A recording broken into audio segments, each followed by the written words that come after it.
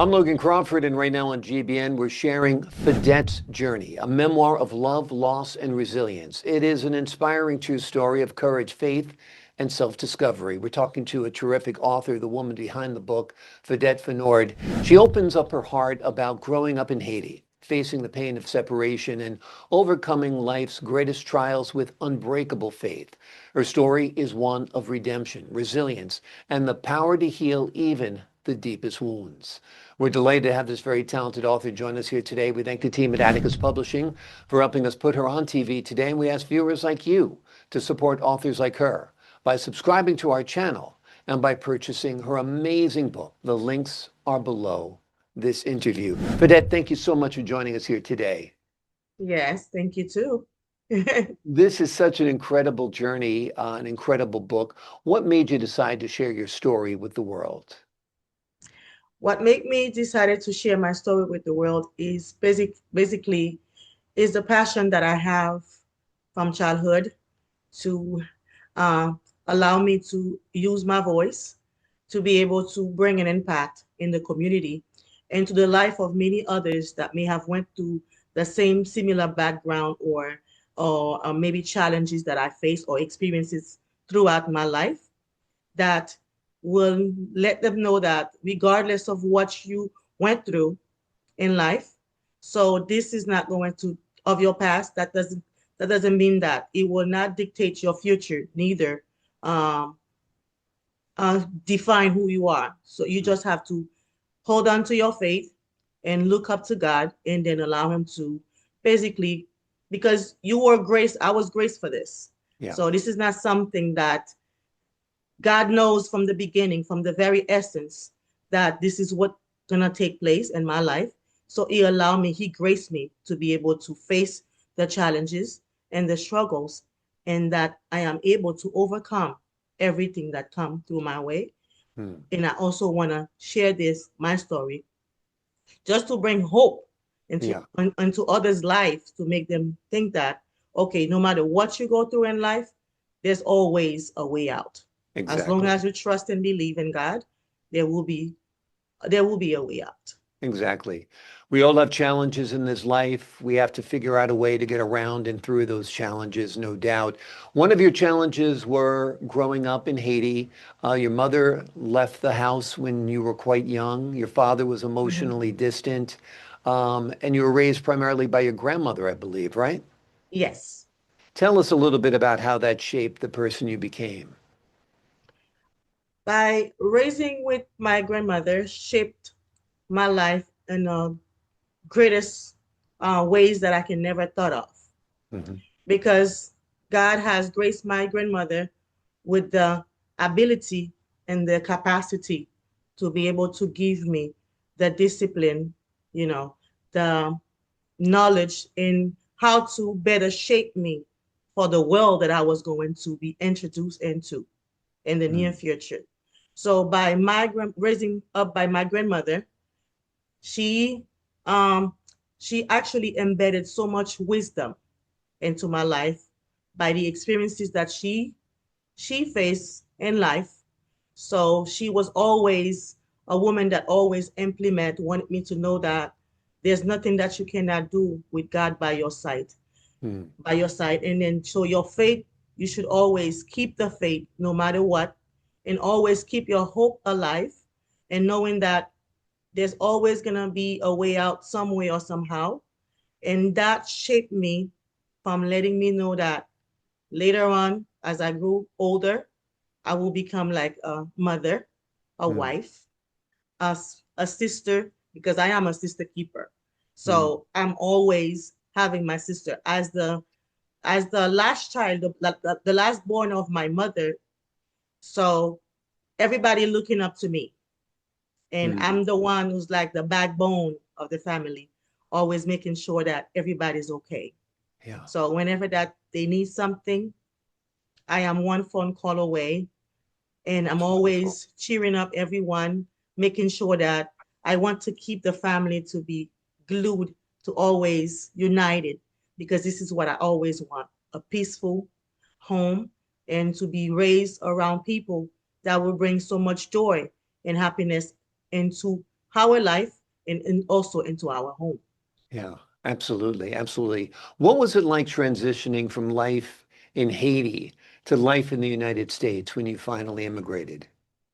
Uh, for me transitioning here, it was quite exciting because being raised by my grandmother and my auntie and my uncles, um, it was like there was like a void, Hmm. regardless of the love that they could have given unto me.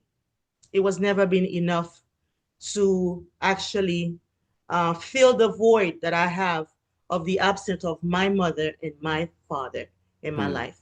So I was always felt like, I was being abandoned, rejected by my own parent until I grew older to understand it wasn't the scenario. It was because that my mother and my father decided to give me a better life. So Hmm. they migrate here to the US. So when the time is right, I will join them to Hmm. be able to live the happy life that I always wanted to have with my parents. So by me coming here, it was quite exciting.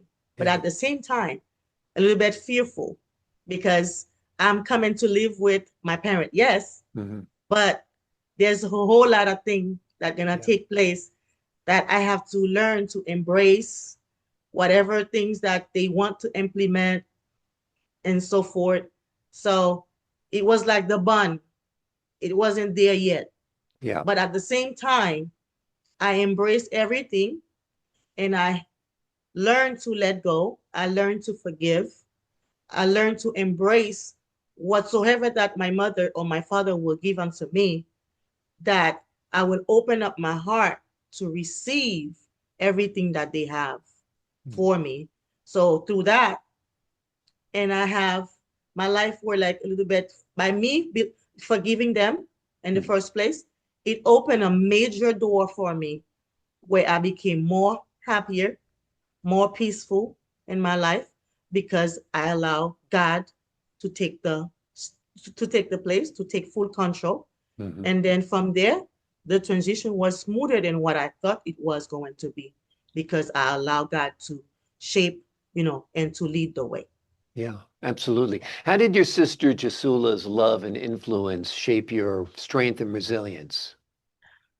My sister Jesula, oh, a love was like the most tremendous love that I can ever receive. The bond that we shared were beyond my imagination. To raise with a cousin that my mother adopted as a daughter, we Hmm. grew up not even like cousins. We grew up as sisters, so I know her as sister. The love she had given unto me is something that I will never forget.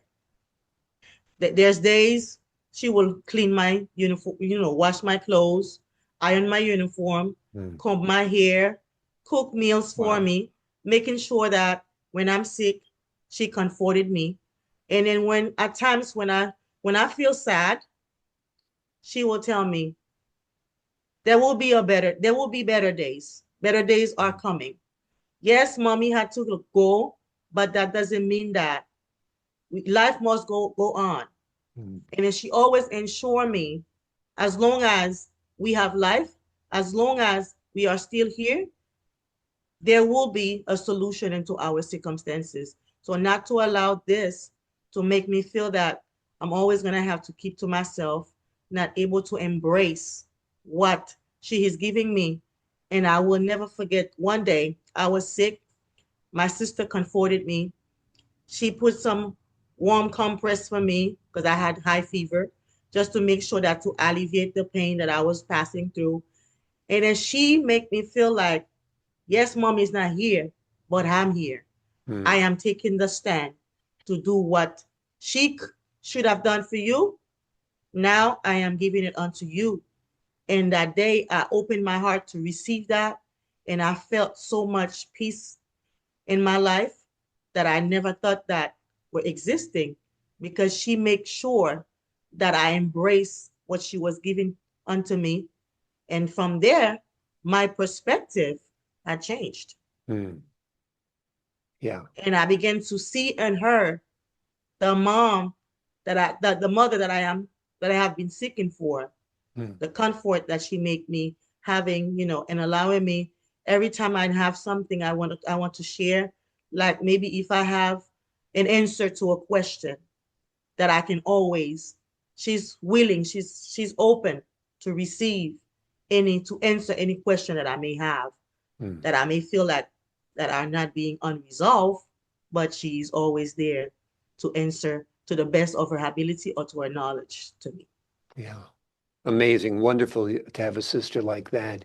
How Oh did yes. becoming a mother change your understanding of sacrifice and love? Becoming a mother from was the best thing that can ever happen to me. By me raising up around my grandmother, my auntie, um, raising in a home full of love, regardless of anything, faith. By me being a mother, this was always the passion. This was something that I always wanted it to be. I was always worrying, what about if I could not have any children? Mm. Because my auntie who raised me with my grandmother never had any children. So by me seeing her suffering in the house silently, make me thought that, what about if I cannot have their children? Mm. What's gonna be the outcome?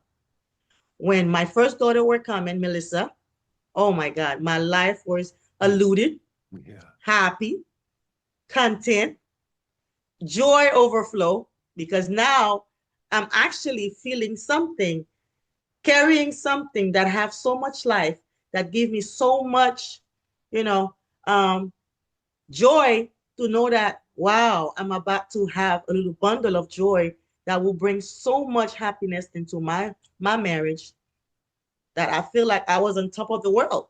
Mm.